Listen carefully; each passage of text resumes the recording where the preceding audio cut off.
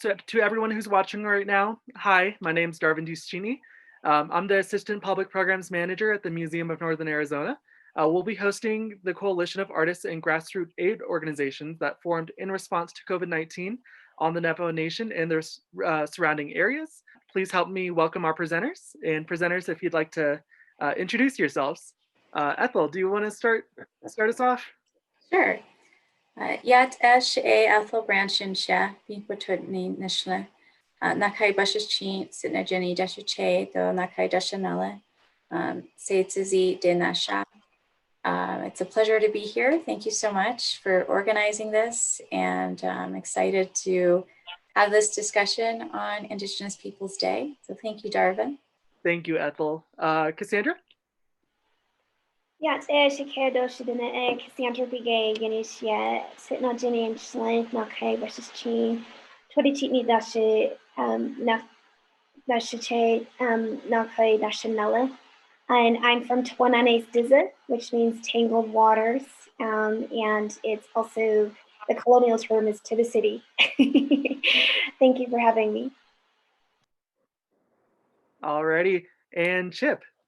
Yeah, hi, my name is Chip Thomas, aka Jet Sonorama. I'm really honored to be included in this group of folks talking about this issue today.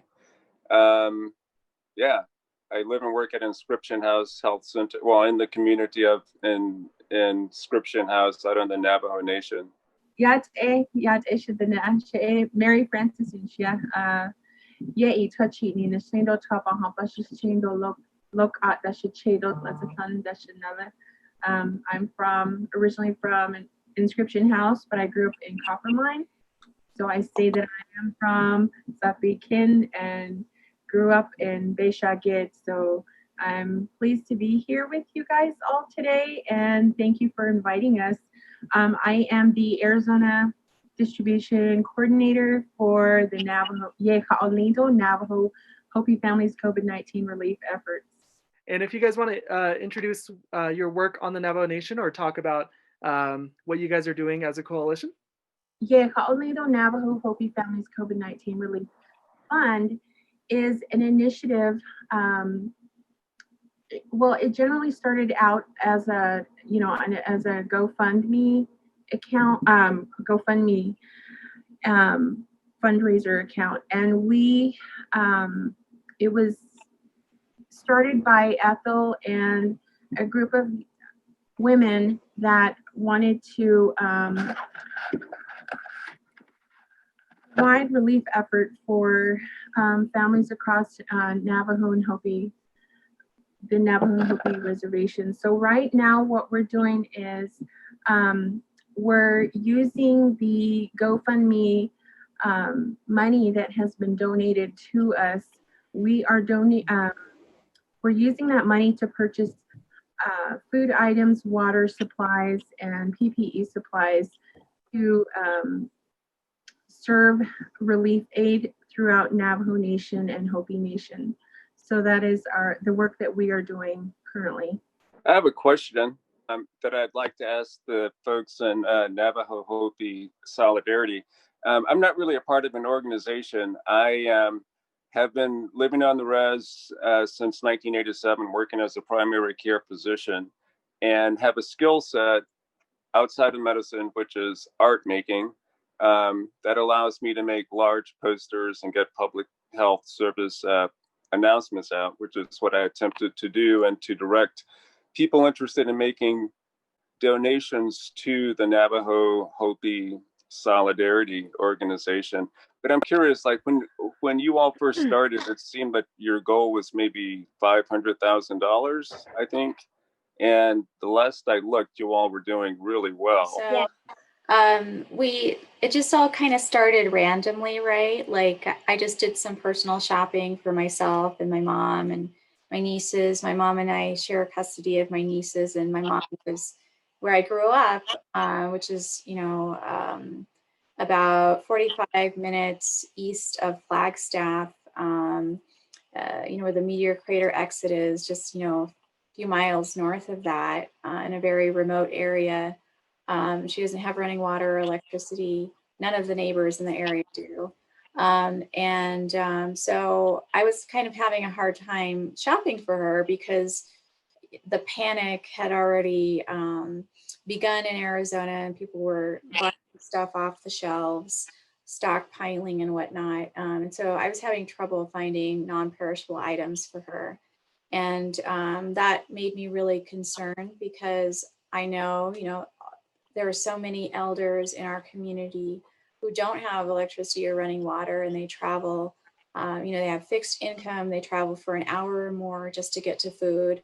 And then, when they're in town, they do not just shopping, but they do their laundry, and then they do a bunch of different things. So they have a limited amount of time that they have when they come shopping. And I was really concerned that they would have to come back again, that's an added expense, and then be hunting for these items that they need, going from store to store, and potentially exposing themselves to COVID-19. So it was a very alarming situation for me.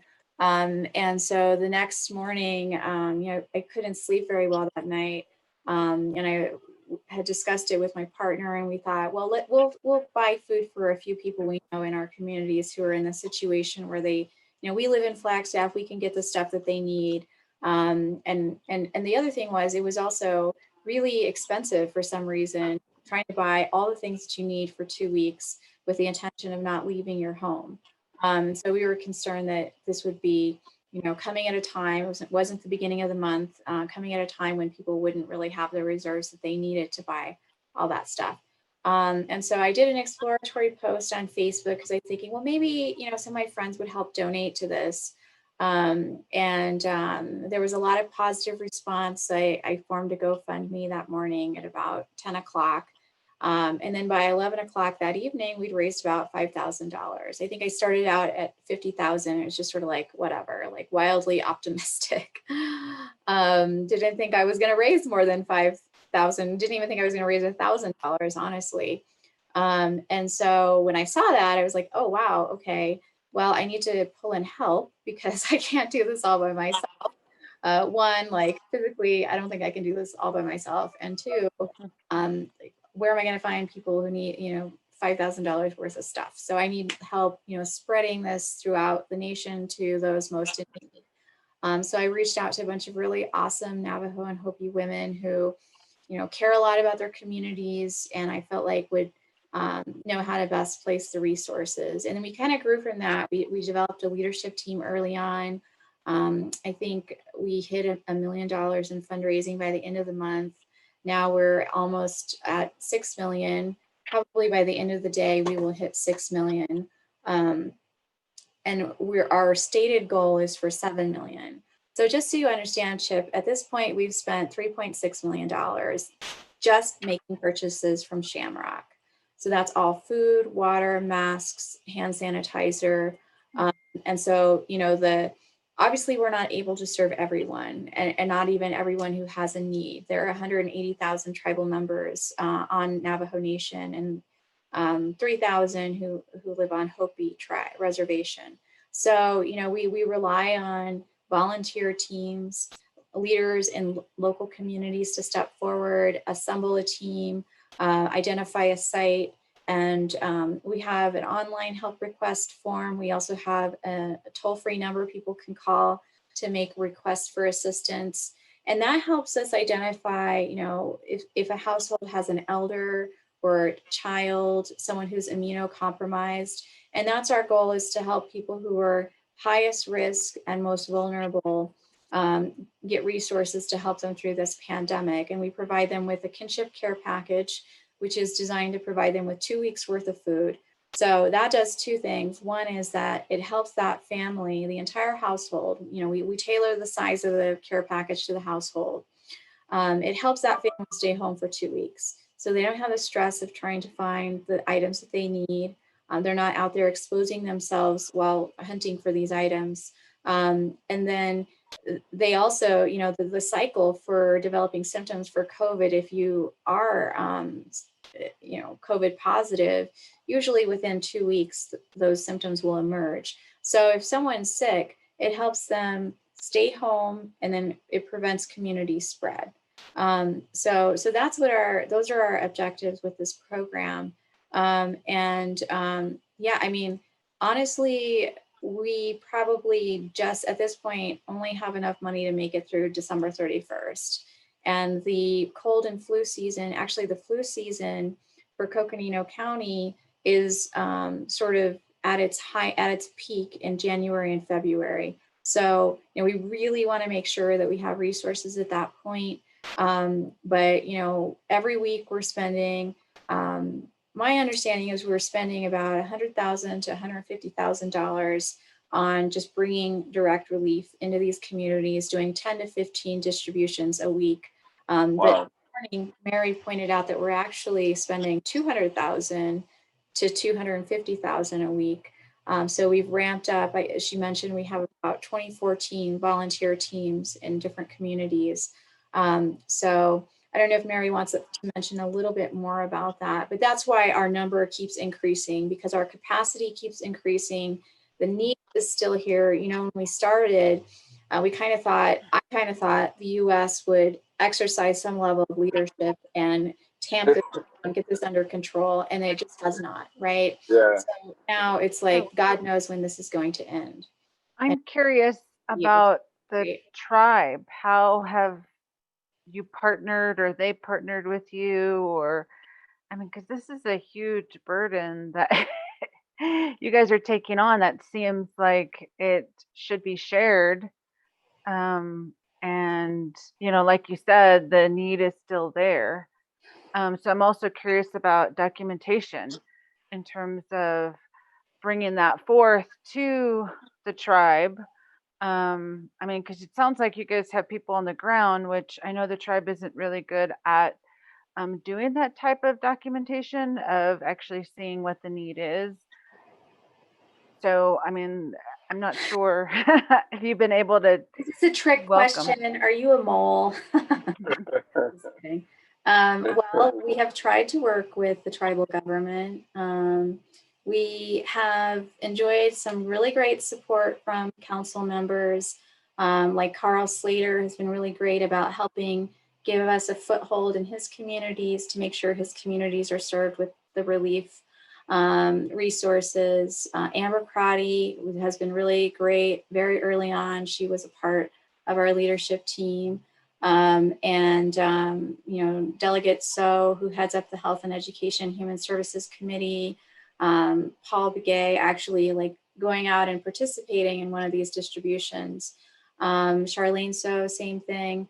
Mostly, you know, the folks on the HES committee. You know, in terms of the executive branch, which has a lot of, I mean, they have the manpower, right? And they lead the emergency response. Unfortunately, you know, we've had some challenges. You know, we've tried to request exemption from the curfews. That has been rejected multiple times forcefully. And, you know, we've gotten in trouble for using the name Navajo in our name. And, you know, so it unfortunately, yeah, we tried very hard. I tried to develop an agreement with the executive branch to work hand in hand because, you know, we had the source of funding that could be accessed immediately. They have staff member that could help disseminate items. They have the space. You know, us finding space is very challenging, particularly when early on when the Nez administration shut down all the chapter houses. You know, that was like a key potential space that we could have used. You know, it's very disappointing, yeah, that we haven't been able to work with them. When we've tried, that has failed spectacularly when it comes to the executive branch. But again, you know, the legislative branch has been supportive, but we don't anticipate receiving any funding or support from the tribe, unfortunately, so. So having said that, I just want to give you major props. You all are doing amazing work. What is the size of your ground crew? We have 24 distribution teams Wow, teams. Within that team, we have anywhere from 3 to 8 people on each team, so it varies. We have a little over 200 volunteers, but it's hard to maintain consistency only because people have gone back to work. They're they've gone back to school, and then life is happening as well. They're trying to take care of their families and things. So we're always in need of volunteers, especially on the ground. And so yeah, the teams we have at least 24 teams right now. Wow. And this cycles through also, like for the first 3 months, we were 100% volunteer.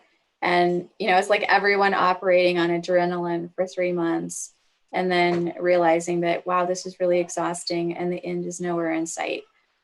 So we're trying to transition into having staff, like we're trying to establish 5 permanent sites with a team leader who's on staff, and then a body of 4 team members, so that, because there are some communities where we just are never going to get a building, a site, and we're never going to have a volunteer team. So, we're trying to put together these staff-based sites so we can do what we call mobile distribution, where we have the team assemble the care packages, they go out to the remote community, and, they hand out the care packages out of the back of a truck, basically. That way we can hopefully serve more communities. Very impressive. And Chip, can you can you speak about your work with your COVID PSA project? Yeah. So my position is interesting in that I'm not really, as I said, affiliated with any group, but early in the pandemic, I think it was probably late March, early April, I got a message from a dear friend who's a fellow artist, that was Nani Chacon, who invited me to, to do what I do, to create work and get it pasted up around the res, talking about the nature of the pandemic and what people can do to stay safe. And, I have to say, it's really nice seeing Esther here, because Esther and I have been involved in a project related to the pandemic and a response to it since mid-April or so. And Esther, you don't know this, but at this very moment, I'm in Phoenix now, working on the surprise I told you about maybe 3 or 4 months ago. So but it's a collaborative piece. It's a photograph that I took and a poem that Esther wrote that anticipates, I think it anticipates the time after the pandemic. And Esther, do you want to talk about that at all? I'm not really affiliated with any group either. And I live on the Four Corners area, Colorado side. And so, there's a lot of disconnect of what's happening. Just a lot of my family's on the New Mexico side and the checkerboard area. So I think those needs are a little bit different, and I don't know too much about the type of relief that they're all getting, if any, right now. But the sort of the prompt that Chip gave us when we joined this project was to really kind of just imagine or recreate in a creative way what we're experiencing during this time of not just, and it was really sort of focused on the COVID and the pandemic, but it really just blossomed, I think, in this country. And that kind of relates to the question I was asking before, is I think, our Navajo government is really unaware, and they might do that just out of their own omission of just not wanting to deal with it, but unaware of some of the root problems of people on the reservation. And that really is where that poem stems from, is that, it really sort of brought me to a place of reflection, and not only like melancholy, like true, like deep emotion, like deep kind of grappling with what's actually happening to us as a people, as a tribe, and then in our own local communities, wherever we may be, and how we've all either embraced concepts or rejected them. And I think it really created a raw sense of what people's true beliefs were and true values. I think, that kind of came forward in a lot of ways, especially in direct conflict with individuals. We saw that a lot, and we're still seeing it. And so that's where that poem came from. It was really this idea that I have been kind of focusing a lot on. I think, so I have 4 daughters, and they're all adult age now, and they're all kind of taking their steps out in the world, as artists and as young academics and young women. And so the idea was that really,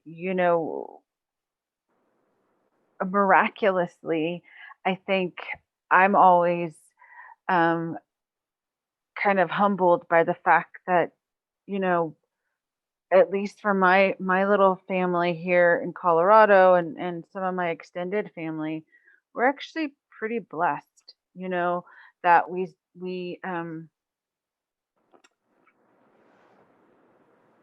so we inherited a sense of, I guess, I don't know if it's renewal or creativity or spark, in that we're able to really work through a lot of that intergenerational trauma, right? And we've done it through art, we've done it through, and it's really all art in that sense.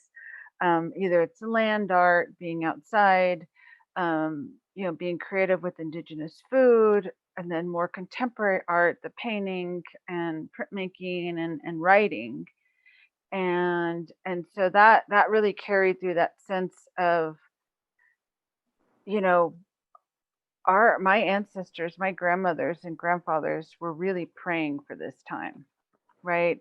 And that's documented. You hear that over and over and over, that they prayed for the future generations, a protection. They prayed a blessing. They prayed for strength, for integrity, and not so much a resistance. Like I'm kind of backing away from that word a little bit, and I'm really embracing the idea of more resilience, right? Because I think the more healing work I do in intergenerational trauma, the more we're resistant, the less we're going to be healed.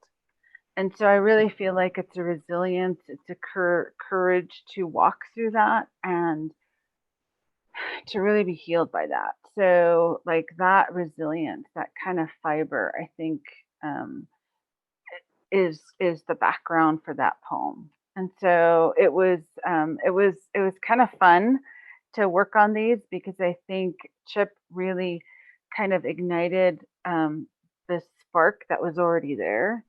And so I was really lucky to have several poems included in that zine, and to really see how us kind of out in the middle of, a forgotten area of the United States could really affect and really collaborate with all these other artists. Like the people that I was introduced to, I hadn't heard of before, and that was only possible because of Chip's invitation.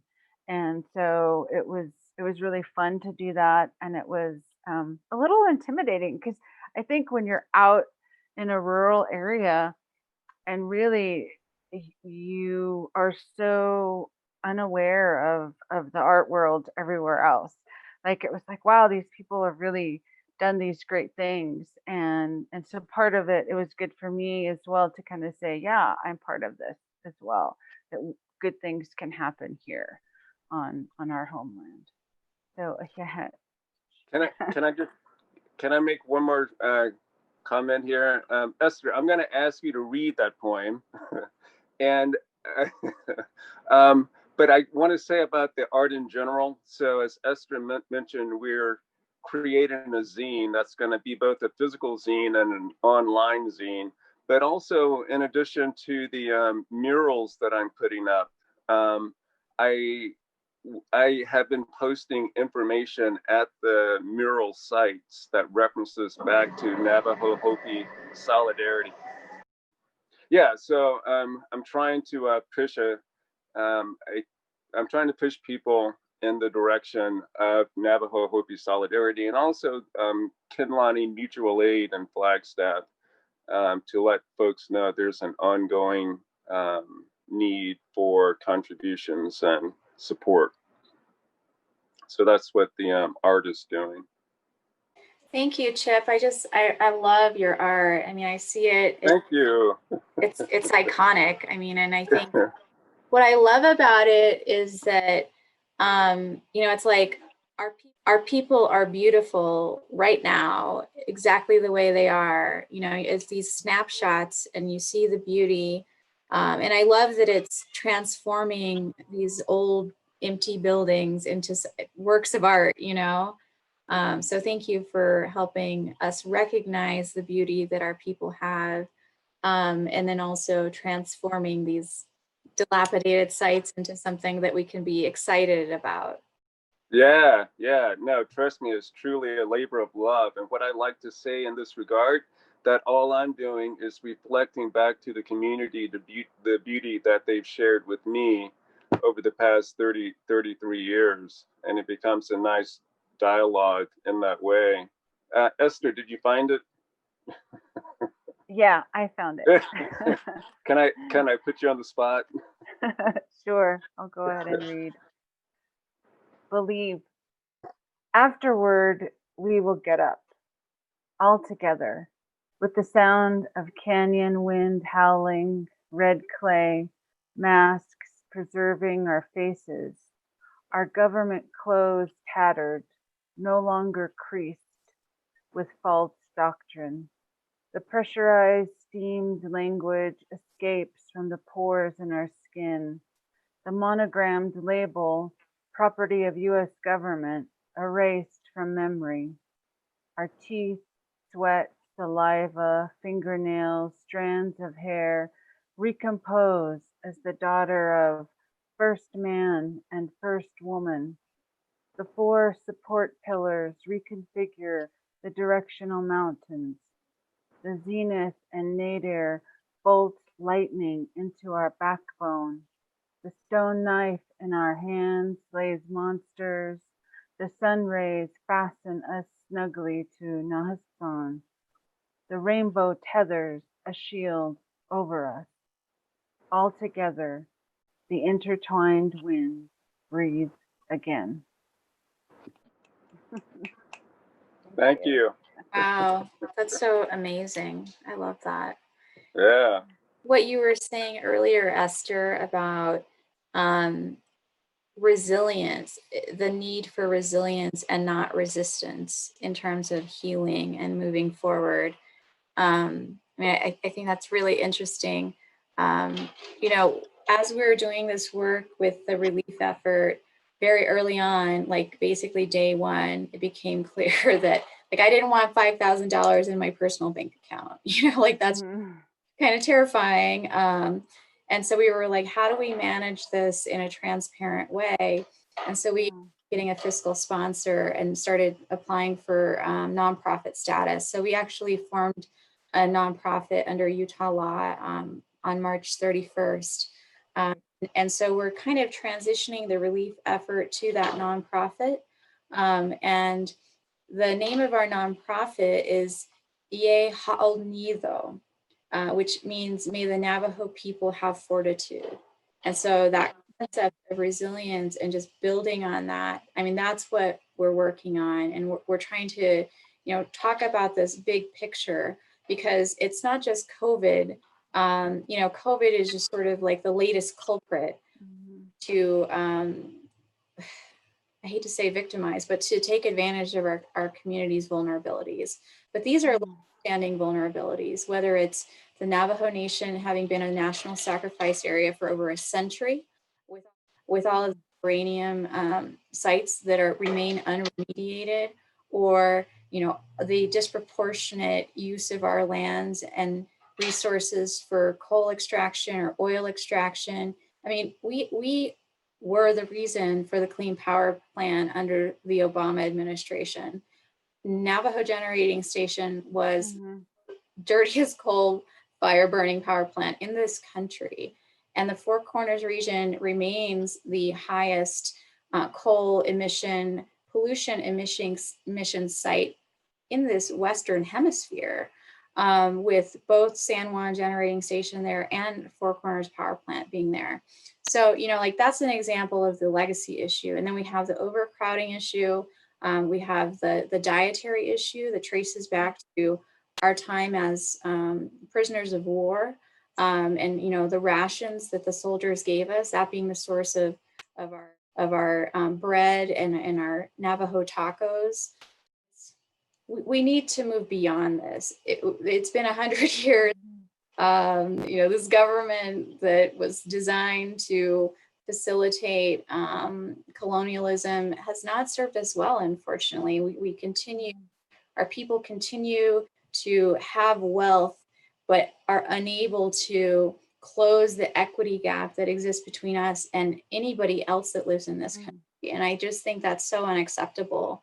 And hopefully, it's like that concept of resilience. Our people we've been so strong. I mean, when we talk about what our people have been through, when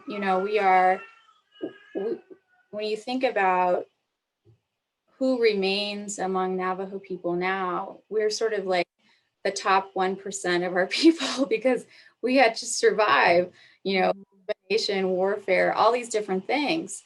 So what remains is like this really incredible population that's, poised for really great things. So we tap into that, and I think what you're talking about, instead of focusing on resistance, talking about, healing and resilience, I think that is the path forward. And so I love what you said in your poem and that language that you used.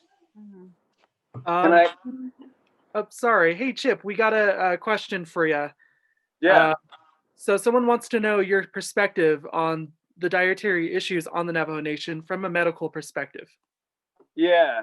Well, one of the things I focus on and talk about is the fact that it was referenced that the reservation is 27,000 square miles in size, home to roughly 180,000 people. So it's not necessarily densely populated, but within that vast space, I think there's only 13 full service supermarkets.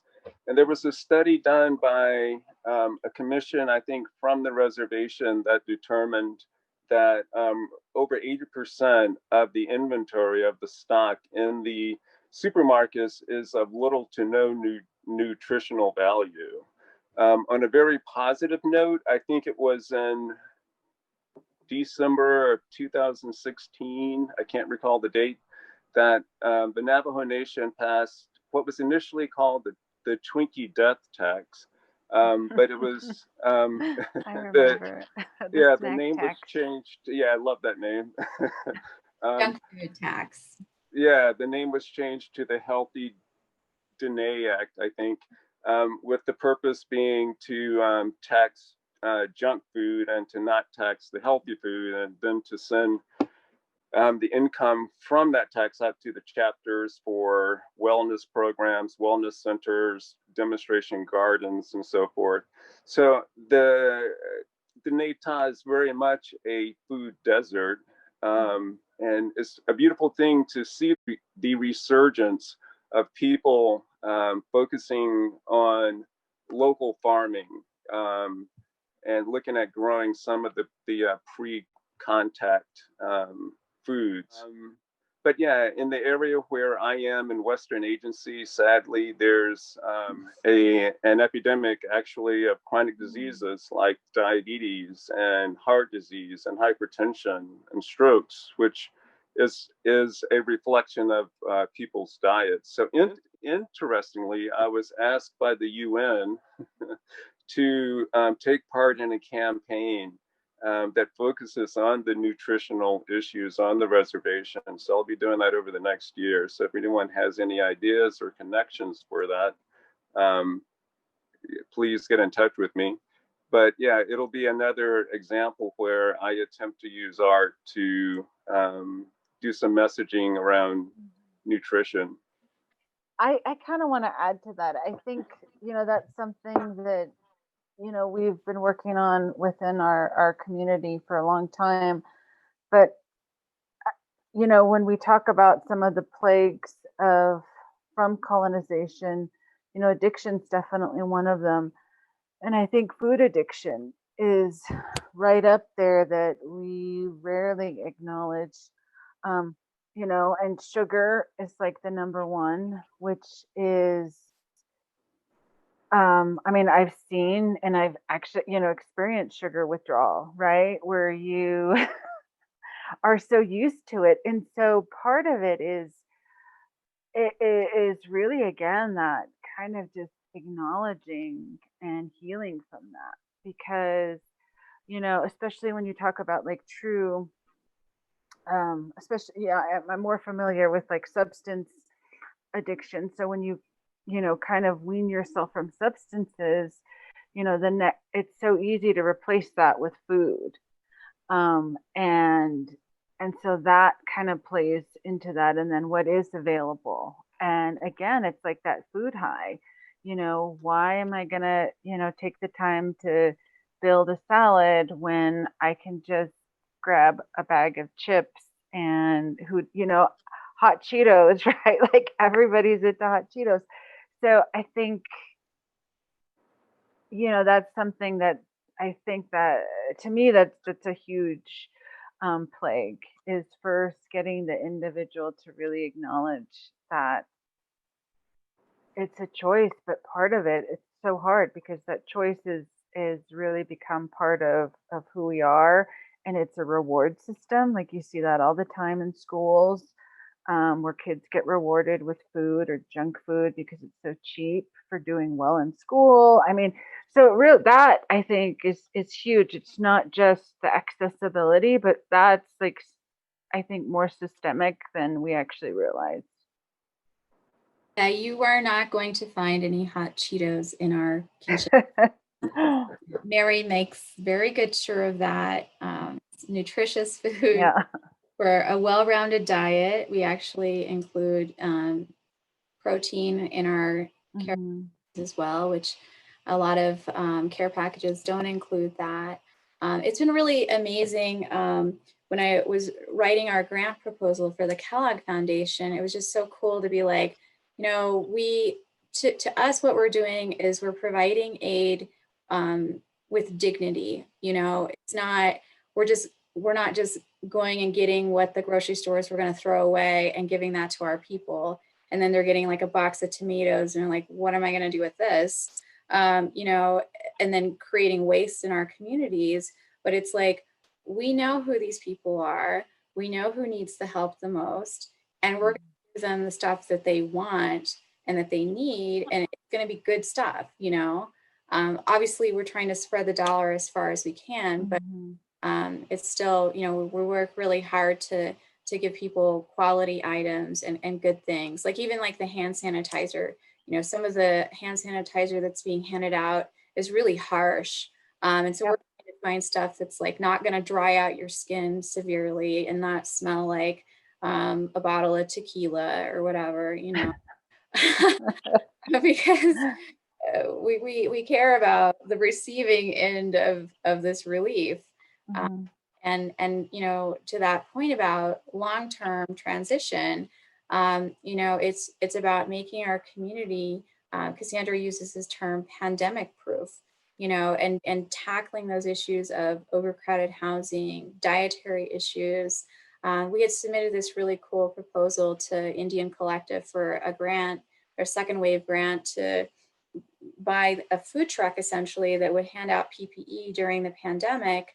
And once the pandemic closed out, hopefully in the spring, we don't know, we wanted to convert that into a mobile farmers market essentially, so that we're, creating demand for our farmers and sort of revitalizing that farming economy, and then also improving demand. And we're hoping that our care packages now, we always include fresh fruits and veggies, is creating more demand. And people do seem to be responding well. Like, they love getting the fresh fruits and the veggies, and especially, stuff. They're probably getting better stuff from us than they are in the grocery stores on the reservation, quite honestly, because it's not stuff that's like ready to expire. I don't know why, but like when I buy groceries, produce on the reservation, it doesn't last. But anyway, so, unfortunately we were rejected for that grant, but the direction we're trying to move, right, is like, how do we change habits, and how do we make sure that we're connecting the demand and the supply, and bringing back that economy so that our farmers know that they're going to be able to make these sales, and then our people have increased access to the fresh veggies. I have a question that is in that same regard, Ethel. Your example of the responsiveness of the community is a beautiful thing, a beautiful example of mutual aid. So, and I've been wondering what you all might do upon the conclusion of the pandemic. So you see yourself getting the food truck and doing mobile farmers markets. Any other activities to improve the state of wellness on the reservation?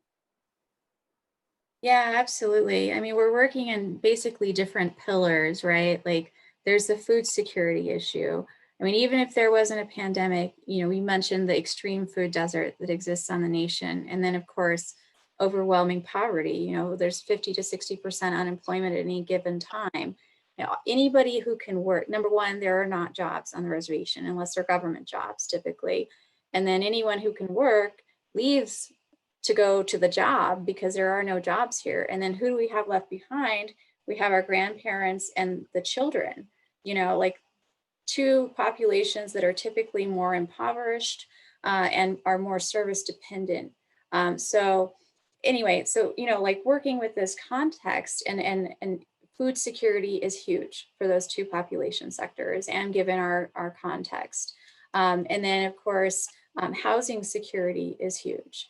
There's such a need. So many people are couch surfing or homeless.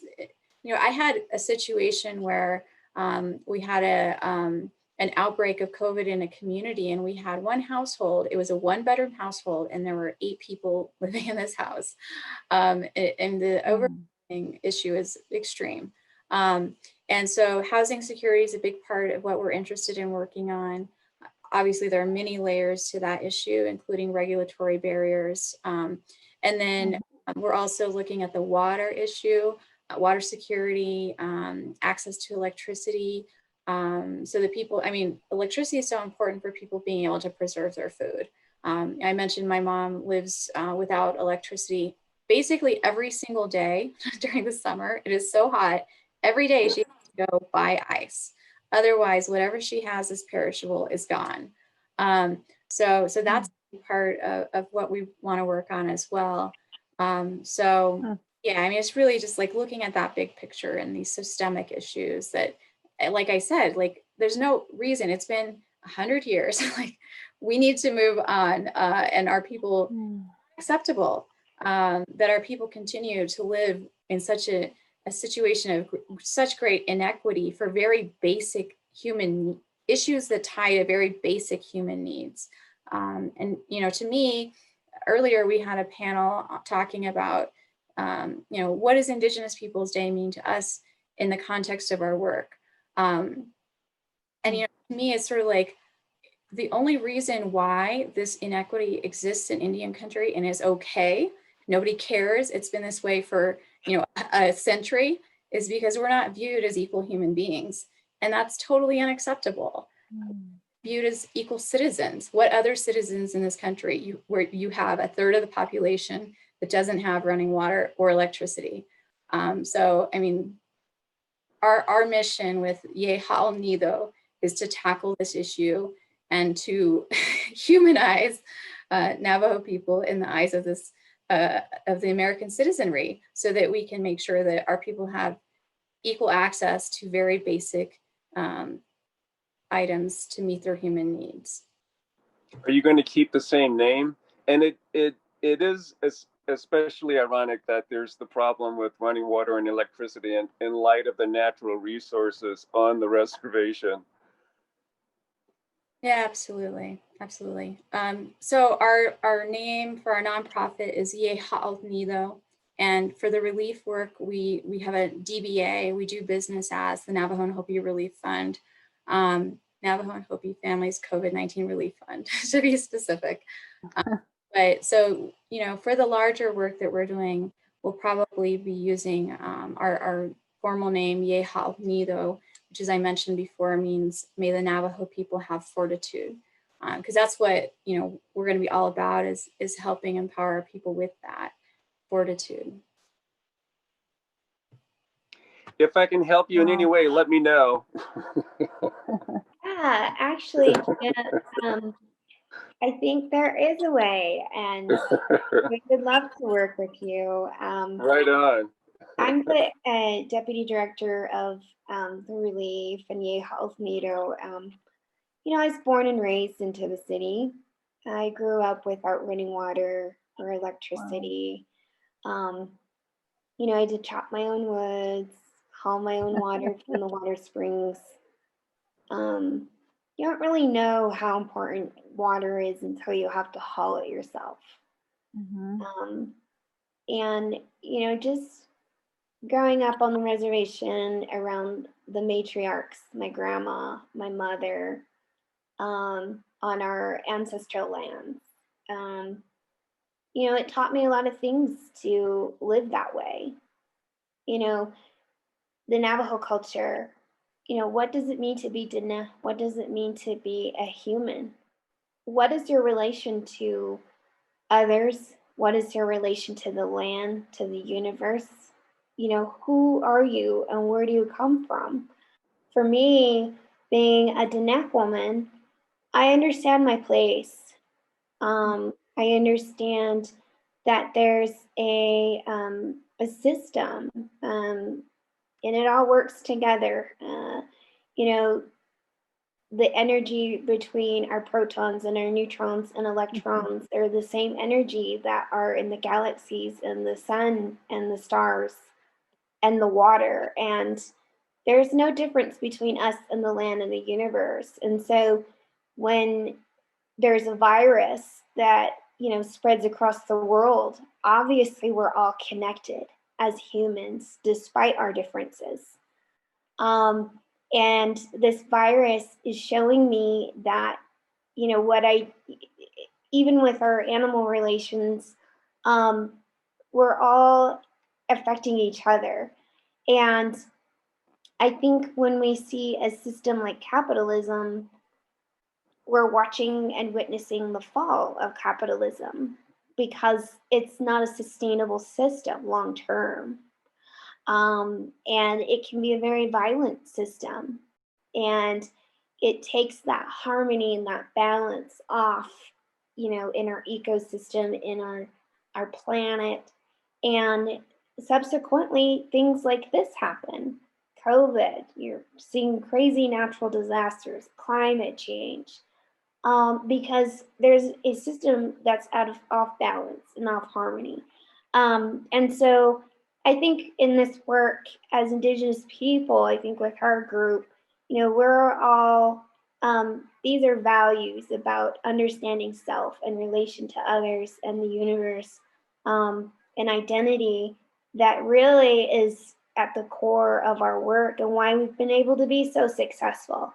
When you care for others, when the human in you recognizes the human in others, that's a powerful, powerful thing. And it's a very honest thing. And I think, you know, that creates space for kindness. It creates space for reconciliation. It creates space for understanding the systems around us at play and the truth about those systems and the consequences of those systems, or understanding ourselves and our actions and the consequences of our actions.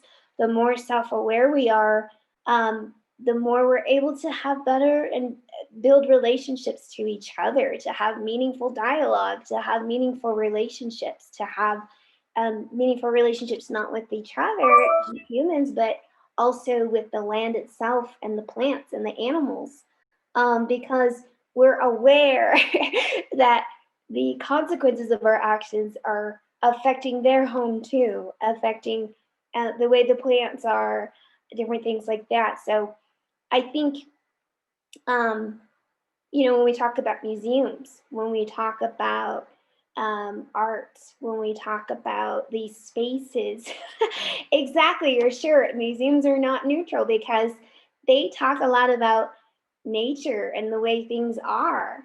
But a lot of times the stuff in museums are depictions of false narratives or things that are just really detached and disconnected from one another. And I think there's an opportunity there to use that space to change that narrative. And I really think that, you know, indigenous people before contact, before colonization, we had civilizations, we had robust societies that was cognizant of our relation to each other and ourselves and the universe, that were sustainable long term. And that's why we're still here. I mean, we have knowledge and wisdom that I think the rest of the world could learn from. And part of our work at the Navajo and Hopi Families COVID-19 Relief, you know, it's driven by that and that relationship to each other, relationship to community, relationship to nation and to the universe. And that's a really powerful thing, the connection, and recognizing that in each other. So I just want to acknowledge that. And I really would be interested in maybe telling this story, telling this beautiful story in through art and storytelling. You know, part of our campaign and our work is to educate. You know, there's some language barriers there, and it's difficult to reach some of the demographic that we're trying to reach and educate them about what is COVID-19. Why is this different than other viruses? What do you need to know about it? And then being able to communicate that across, you know, the Navajo language and art. I think, you know, Chip, with your work, it's you have an amazing ability to depict messaging and storytelling and capture essence. And I think, you know, I would be happy to go into collaboration with you on how we, you know, bring that education to the community in this context. And I would even say to the Museum of Northern Arizona, like, I'm interested in what a space would be like coming from an indigenous lens, from a Diné lens. How do we curate and collaborate together on something to honor that, you know? Because ultimately, we can use a space in the museum to educate people. We can have them have an experience that honors truth, that has, you know, has them look at something different in a different way. So by the time they're done with the exhibit, they understand themselves better. They understand what they do affects others and affects the community, and that they are powerful and that there's something sacred about themselves because they recognize the sacred in other things. And so I'm interested in that too. If the Museum of Northern Arizona is interested in that, maybe we do something together and curate that sort of space, because this is history in the making, really. I mean, this is our survival. This is, we've been through so much as Indigenous people. And this is part of changing that narrative, right? Columbus Day is a very disingenuous narrative. It's a very dishonest thing, and is rooted in trying to make claim to things that just don't make sense. And so I think with Black Lives Matter movement, with Indigenous people, like, we're trying to change that narrative, and try to reconcile that somehow, and be truthful about it. And I think that's very actionable, what's happened with changing Columbus Day to Indigenous Peoples Day too. Because I think a new wave of generation is coming. The younger generation is challenging, like, hey, y'all, you guys are not being honest about some things, and I'm challenging this, and I have information and resources now.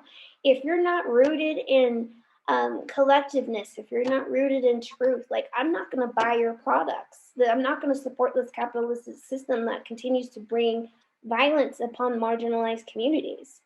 And so I think what's happening too is that, these big NGOs are starting to see that, like, their donors that were supporting them for so long, predominantly older white people, are starting to pass away. And there's a new wave, a younger generation that's coming up. And this younger generation is more cognizant and has more access to resources and information. And so if your values as a company or organization doesn't align with the values of these younger generations, how are you you're not gonna make it. So I think, I mean, I could go on about this a lot, but let's talk about how we can come up and curate an exhibit at the Museum of Northern Arizona. How do we use the space on ancestral lands to communicate and depict this sort of message? And when I see your murals up on the buildings, I feel like I'm driving through a museum, a beautiful museum exhibit of our people across the Navajo Nation. So, yeah, I welcome that opportunity. Awesome. That was beautiful. Thank you for that. Yeah. I feel like what Cassandra said, this Columbus Day kind of symbolizing in terms of laying claim to things that don't make sense. I mean, I feel like that goes back to that point that Chip made about the irony of the Navajo people not having access to electricity or water when all of our water is running down through the Colorado River to Phoenix. And, we still have these unallocated water rights and massive water rights and, senior water rights at that. And then we also, when the power lines used to run through with NGS Energy, I used to ride my horse. Our family would do cattle drives every fall, and I'd ride our livestock underneath those transmission lines.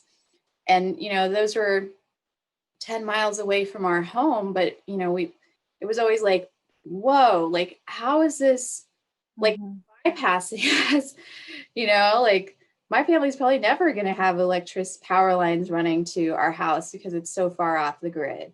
But like the irony of having all of that electricity coursing through our land and our own people, literally my cousin's house being, a half a mile from that transmission line and them not having access to electricity.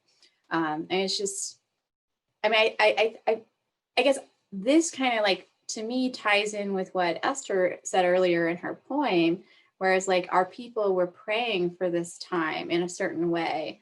And I wonder, like, are we ready to move from this space to another space? And like, what did you mean by that, Esther? Yeah, and I think we are ready to move spaces. I think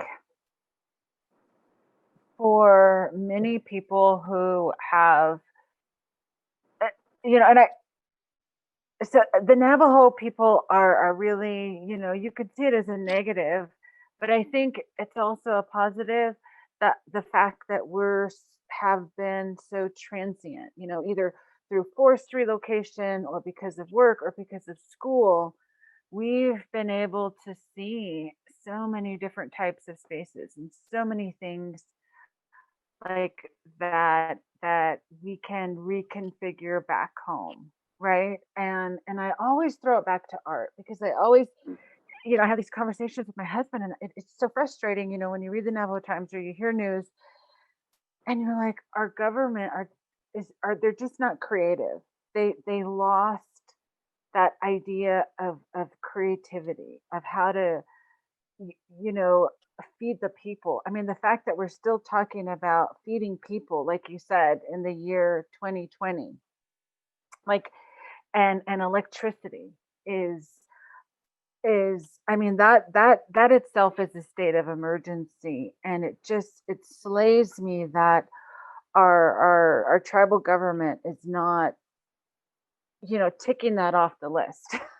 Like, at least saying, you know, at least in my administration, you know, people got electricity, or, you know, what there's a tangible, like, where is it, you know? And I think that uh I don't know if it's because of the intergenerational trauma that we have really just stopped asking the question. And I totally understand that. I understand when you are just so tired of asking the same question, and it's ignored, it's tabled, it's omitted, erased, and some of this is internal. I know we've all felt that, and so I think through art, you know, and that's where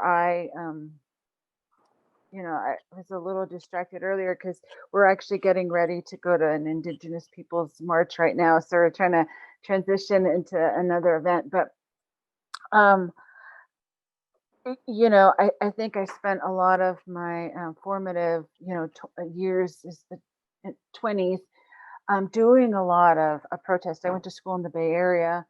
And so, you know, my campus was UC Berkeley, where the beauty of that kind of experience was that you actually saw things happen. Like, you saw it go from point A to point B, and you checked it off your list. Like, we did it. It worked.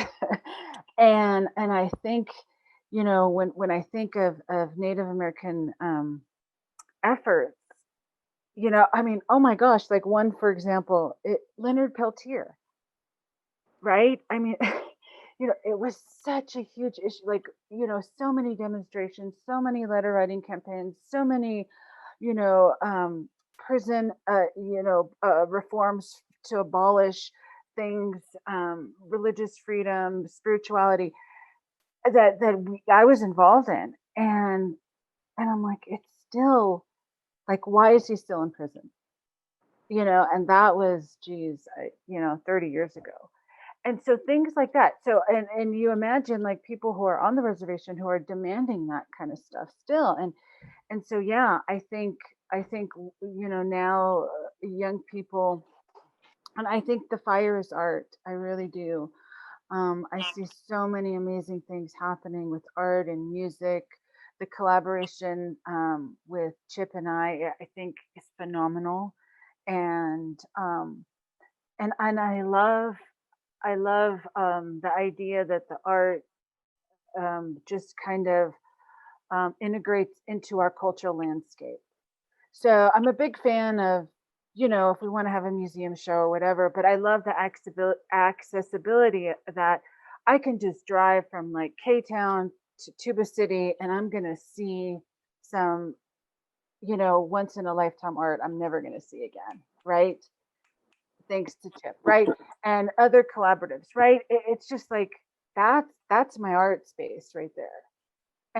And there's ownership, there's pride, there's connection, and there's story. Oh my gosh, because you see this person, you're like, oh, I know that story, or, oh no, I know that place.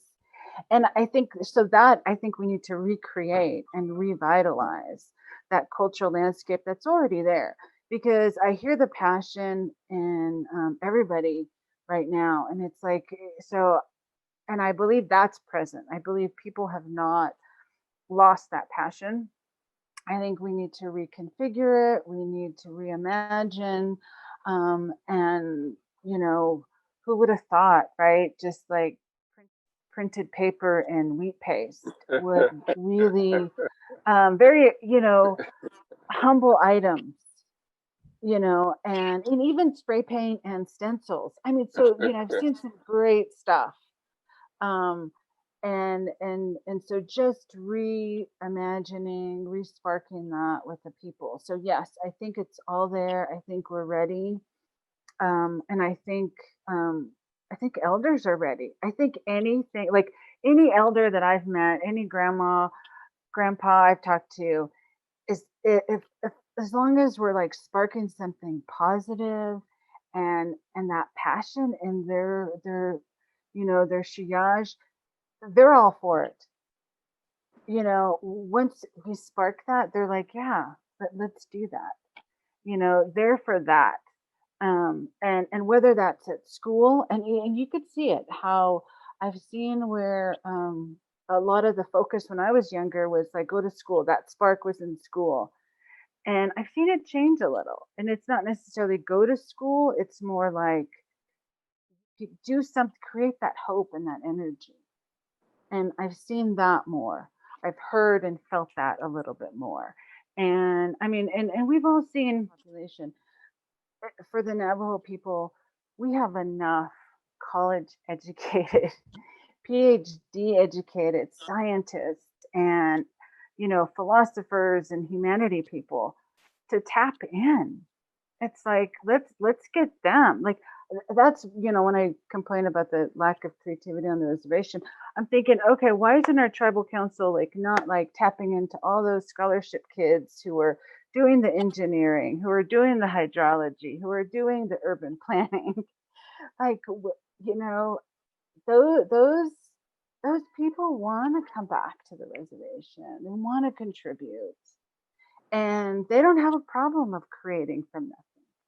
Like that's where we all started, right? We all started with the cardboard boxes and the glue and, you know, whatever, the clay paint and, you know, the limited resources.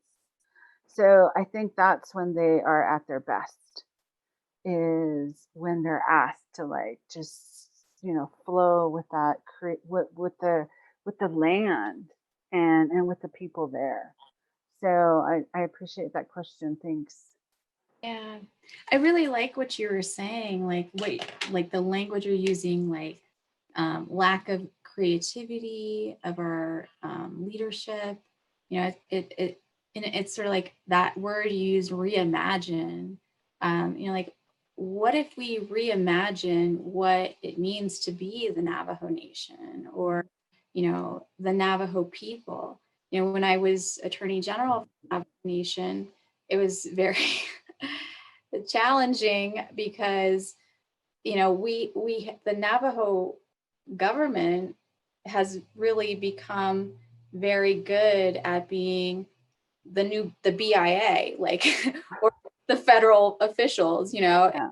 like we kind of lost who we are as Navajo people in that process. And we're not really the Navajo government. We're just like a local outpost of the BIA, or, you know, for Washington, D.C.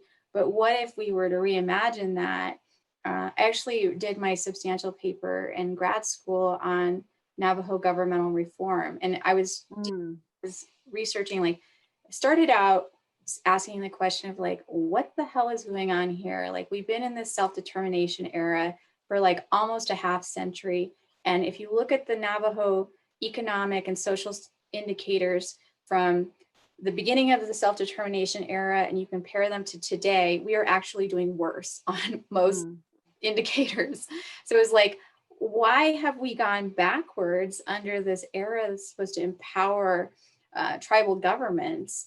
And so it traced back to the lack of cultural match between our government, which is basically, you know, cookie cutter, like, let's mimic the federal system. We have our three branches, you know, all that sort of stuff, instead of saying, what is our traditional style of governance?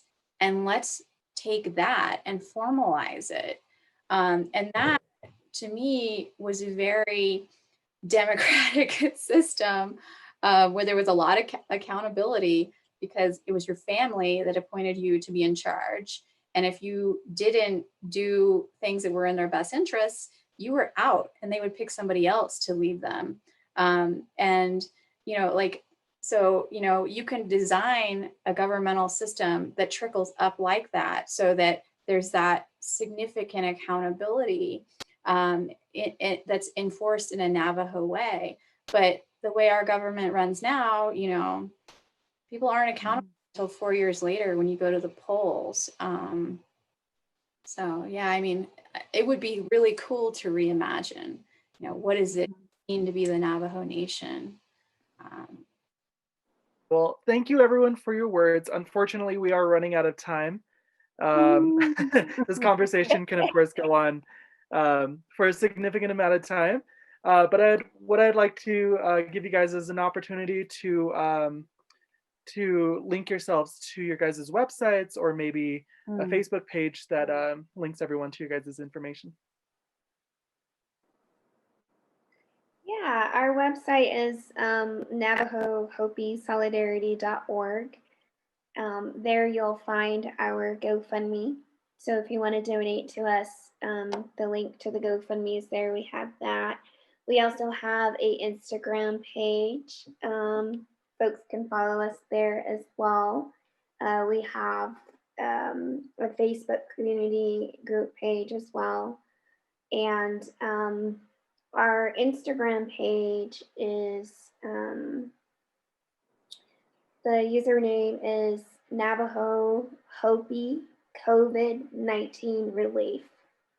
So that's how you can find us there.